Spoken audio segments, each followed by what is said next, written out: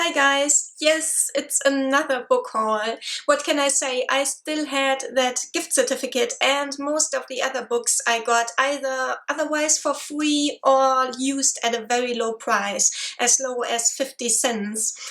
There are book bargains to be made everywhere if you keep your eyes open.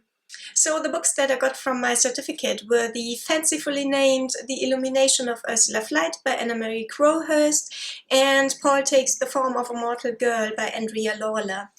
The Illumination of Ursula is a humoristic historical novel set in the 17th century for a change, and it is about a young girl who dreams of becoming a writer, a playwright to be precise.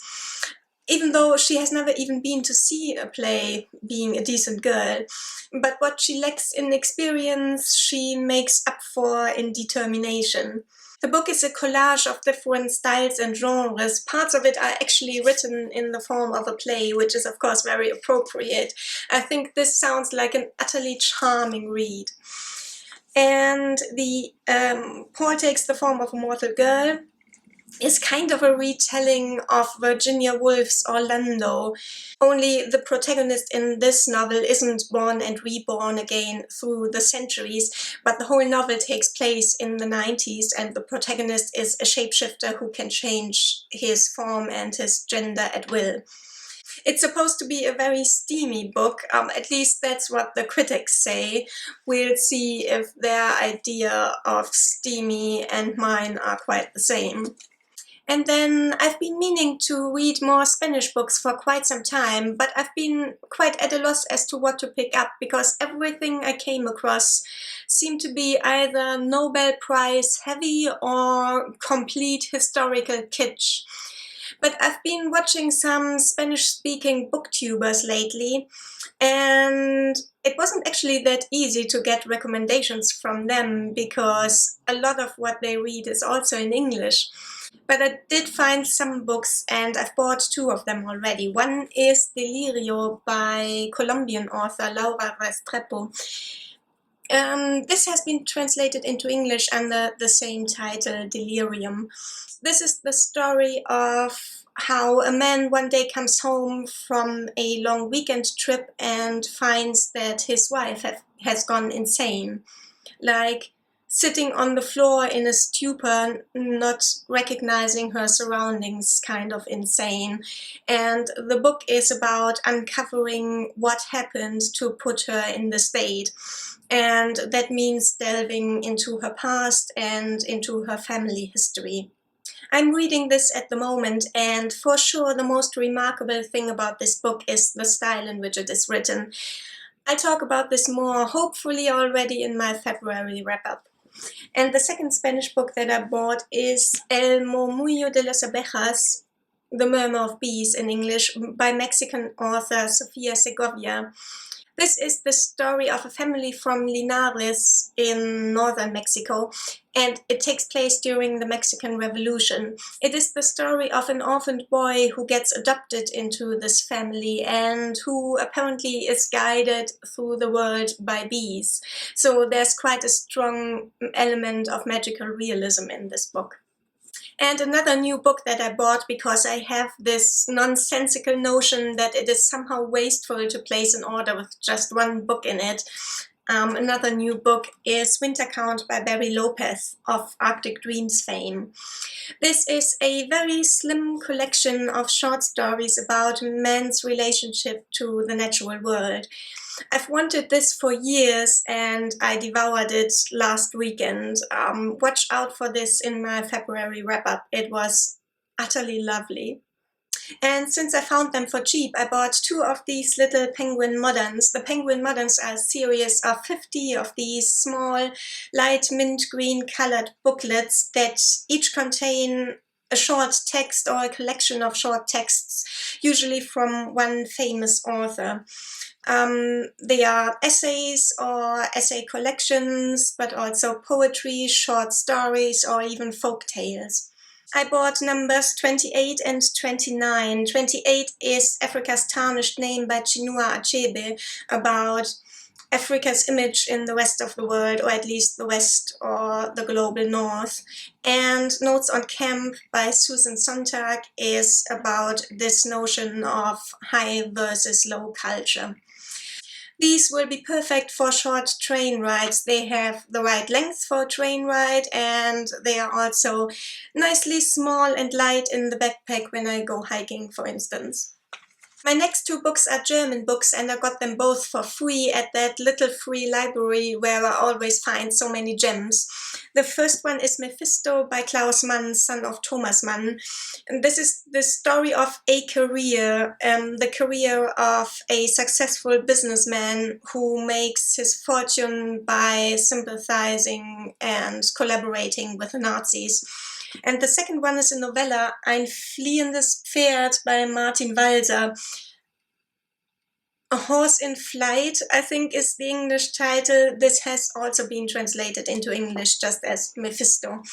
I would never have paid money for this, to be honest. This is the story of either an elderly couple or a couple in late middle age, and it is about their relationship. And this is kind of an anti-buzzword for me. But this is quite famous, the novella as well as the author in general, and it has been made into a movie in the...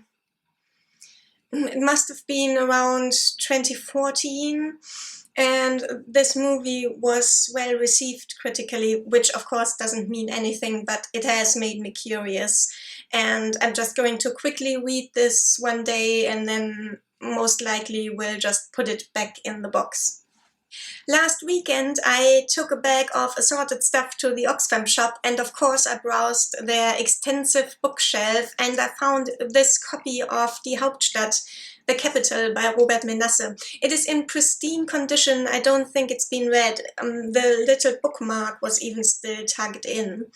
This is political satire about the goings-on in and around the European Parliament in Brussels. It's been translated into English under the title The Capital. It's been quite a big thing in Germany. It won our National Book Award in 2017, the German Book Prize. I remember picking this up in the bookshop once in 2017 and putting it right back down again because it is written in that typical wooden, pretentious, unnatural style that so many German books share, but I got it used at a very low price, so what's the harm, right? And Kassandra by Christa is the one that I only paid 50 cents for, also at the Oxfam shop. This is the original The Silence of the Girls, if you like, only the girl in this one isn't silent. This is the story of the Trojan noblewoman and seer Kassandra, who, after the fall of Troy, gets carried off in the loot of Agamemnon back to his palace. You can see the Mycenaean Lion's Gate here on the cover. And on the way to Agamemnon's palace, Kassandra reflects about the whole Trojan War affair and on her current and future situation.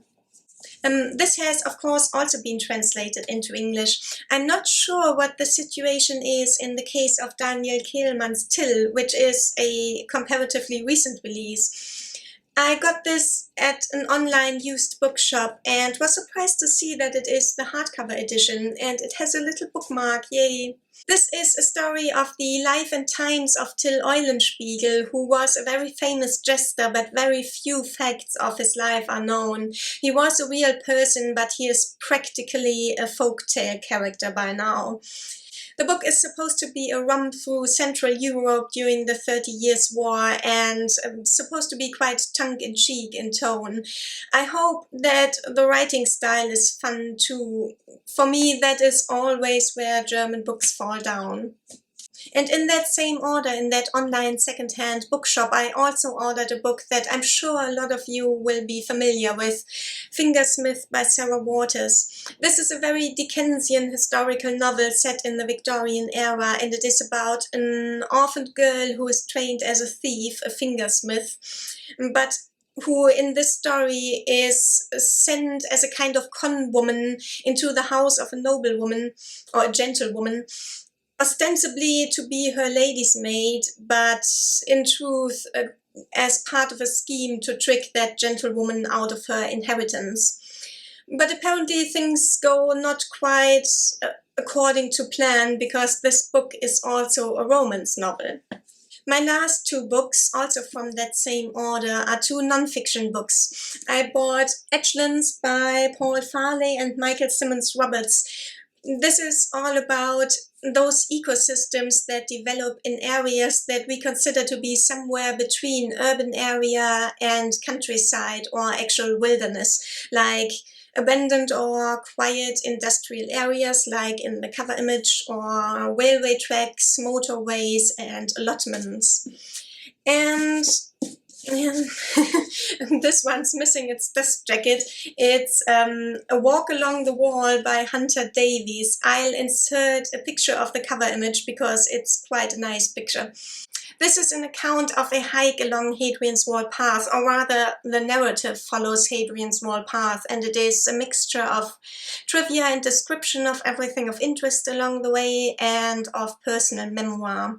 Hadrian's Wall Path is a long-distance trail in northern England which follows more or less closely the line of Hadrian's Wall. Hadrian's Wall spanned England at the point where it is narrowest, from Newcastle to west of Carlisle, and the trail is 132 kilometers long. I hiked this trail almost 7 years ago now, and I've always wanted to buy this book and reminisce about the time. I do hope that there is not too much stuff about Roman history in here. This is not what I bought this book for, and I prefer to read about the Romans in books not written by laymen. Lots of new books, very little time to read them in the coming months, I'm afraid, but at least I've already started working on this pile. So that's it for today, just in time, because I can hear a carnival marching band coming up the street. So high time to flee this house. Bye.